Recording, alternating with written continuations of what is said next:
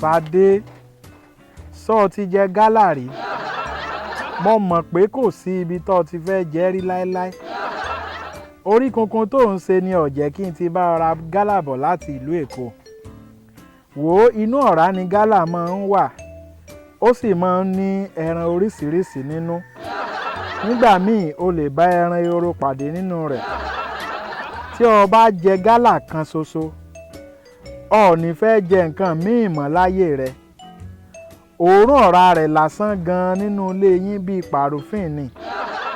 Mo fẹ́ bírèkì rẹ́kọ̀dù bàbá rẹ ni tí wọ́n fi iṣu sísun fẹ́ ìyá rẹ.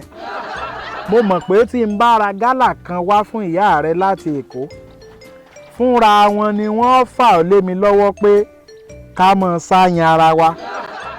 Tí n bá wá fẹ́ pa yín kú nílé yín, kí n tó fi bígì kolà kan sí i, ayé yín tanu.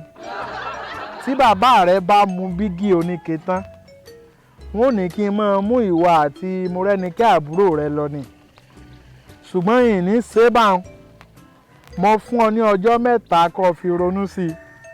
Tó o bá ti ṣetán láti jẹ gálà Èkó, pàdé mi ní abẹ́ igi mọ́ngòrò tó wà lọ́nà Alọ́kùn lẹ́gbẹ̀ẹ́ oko bàbá Bímpé nírọ̀lẹ́ ọ̀la. Kákọ́ ti ibẹ̀ ń bẹ̀rẹ̀ ná. Tèmi ní tìrẹ ní tòótọ́.